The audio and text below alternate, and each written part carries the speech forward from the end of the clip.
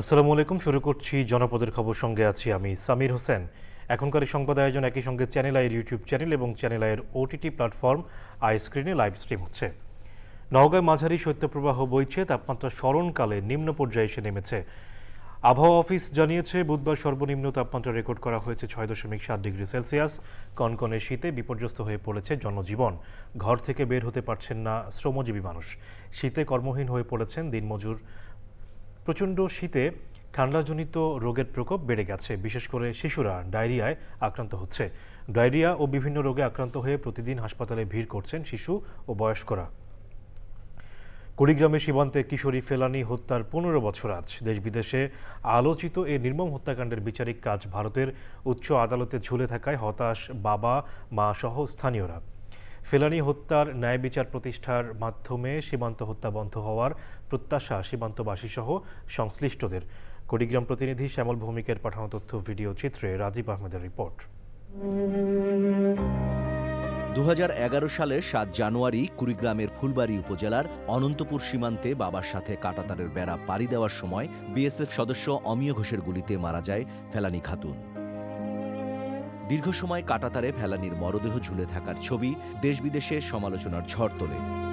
2013 সালের 13ই আগস্ট ভারতের কোচবিহার বিএসএফের বিশেষ আদালতে এই হত্যাকাণ্ডের বিচার শুরু হলে দুদফায় অভিযুক্ত বিএসএফ সদস্য অমিয় ঘোষকে বেকসুর খালাস দেওয়া হয়। 2015 সালের 14 জুলাই ভারতীয় মানবাধিকার সুরক্ষা মঞ্চের মাধ্যমে ফেলানির বাবা নুর ইসলাম ভারতের উচ্চ আদালতে রিট পিটিশন দাখিল করেন। পিটিশনের ভিত্তিতে কয়েক দফায় শুনানির দিন পেছালেও এখনও আদালতে ঝুলে আছে বিচারিক কাজ। আমার ফেলানি যে মারা গেছে 14 বছর হয়। আমি আজও যাবৎ বিচার পাইনি। আমার ফেলানির বিচারটা যেন হয়। আমি চাই না আর সীমান্ত মারা যাক। আমি সীমান্ত হত্যা বন্ধ চাই। দেশ বিদেশে আলোচিত ফেলানি হত্যার ন্যায় বিচারের মাধ্যমে সীমান্ত হত্যা বন্ধের প্রত্যাশা করেন কুড়িগ্রাম সহ সীমান্তবাসী। কাঁটাতারের মধ্যে একটা মানুষকে মেরে ঝুলাই রাখা খুবই অমানবিক, খুবই কষ্টদায়ক। এরকম হত্যাকাণ্ড যেন আর না হয়। বিচার তখন থেকে চলতেছে যে বিচার হবে, কিন্তু এ পর্যন্ত আমরা বিচার পাইনি। অভিযুক্তকে সাজার মাধ্যমে পিটিশনটি নিষ্পত্তি হলে দুই দেশের সীমান্তের হত্যার ঘটনা কমে আসবে বলে জানান আইনজীবী। এই ফেলানি হত্যাকাণ্ডের সঙ্গে জড়িত এবং দায়ী যে সদস্য বিএসএফ সদস্য, তাকে দৃষ্টান্তমূলক শাস্তি প্রদান করা হোক। তাহলে ভারতের প্রতি মানুষের বিশ্বাস এবং আস্থা ফিরে আসবে। অভাব অনটনে কাজের সন্ধানে সপরিবারে ভারতে চলে গিয়েছিল ফেলানির পরিবার। পরে ফেলানিকে বিয়ে দিতে দালালের মাধ্যমে দেশে ফেরার সময় এই হত্যাকাণ্ডের শিকার হয় ফেলানি। রাজীব আহমেদ, চ্যানেল আই।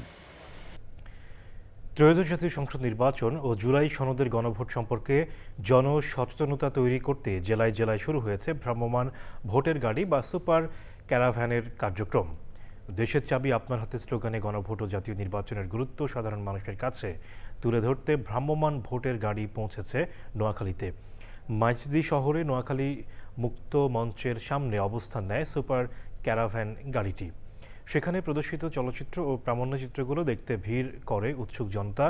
গাড়ির পাশে রাখা হয় জনমত বাক্স, যেখানে মানুষ তাদের লিখিত মতামত দিয়েছেন। গাইবান্ধায় ফেস্টিভ ইলেকশন ক্যাম্পেইনের ফেস্টুন ও বেলুন উড়িয়ে অনুষ্ঠানের উদ্বোধন করেন জেলা প্রশাসক মোহাম্মদ মাসুদুর রহমান মোল্লা। সে সময় উপস্থিত ছিলেন জেলা নির্বাচন অফিসার মোহাম্মদ শহীদুল ইসলাম ও অন্যরা। এবারে সারা দেশের খবর নিয়ে প্রতিনিধিদের পাঠানো তথ্য ভিডিও চিত্রে আল মুকসিদের রিপোর্ট। বরিশালে সাবেক প্রধানমন্ত্রী ও বিএনপির চেয়ারপারসন বেগম খালেদা জিয়ার রুহের মাগফিরাত কামনায় দোয়া মোনাজাত হয়েছে। উপস্থিত ছিলেন সাবেক মেয়র, সাবেক হুইপ ও বরিশালের বিভিন্ন আসনে বিএনপির মনোনীত প্রার্থীরা। প্রয়াত সাবেক প্রধানমন্ত্রী ও বিএনপির চেয়ারপারসন বেগম খালেদা জিয়ার আত্মার মাগফিরাত কামনায় নরসিংদীর ভাগদিতে দোয়া মাহফিল করেছে বিএনপির নেতা নুরুল হক খন্দকার। প্রধান আলোচক ছিলেন জেলা বিএনপির সহসভাপতি খবিরুল ইসলাম বাবুল। নীলফামারীর ডোমার ভোগডাবুরি এলাকায় 250 জন শীতার্ত মানুষকে শীতবস্ত্র বিতরণ করেছে 56 বিজিবি ব্যাটালিয়ন। উপস্থিত ছিলেন বিজিবির নীলফামারী ব্যাটালিয়নের অধিনায়ক লেফটেন্যান্ট কর্নেল মোহাম্মদ সিরাজুল ইসলাম ও অন্যরা। মেহেরপুর সরকারি কলেজে অভিভাবক সমাবেশ ও মতবিনিময় সভা হয়েছে। কলেজের অধ্যক্ষ প্রফেসর ডক্টর AKM নজরুল কবিরের সভাপতিত্বে সভায় কলেজের শিক্ষার গুণগত মান উন্নয়ন, শিক্ষার্থীদের শৃঙ্খলা, নিয়মিত উপস্থিতি এবং অভিভাবক শিক্ষক সমন্বয়ে গুরুত্ব নিয়ে আলোচনা করা হয়। ফেনীর শস্যরদী ইউনিয়নে বনানী পাড়ায় ৮০ জন শীতার্ত পরিবারকে শীতবস্ত্র বিতরণ করেছে স্বেচ্ছাসেবী সামাজিক সংগঠন বন্ধুমহল। মাদককে না বলি, সুস্থ সুন্দর জীবন গড়ি, মাদক পরিহার করি, নিজে বাঁচি, আগামী প্রজন্মকে বাঁচাই, এমন প্রতিবাদে যুব সমাজকে মাদক থেকে বাঁচাতে শেরপুরে মাদক বিরোধী শপথ অনুষ্ঠিত হয়েছে।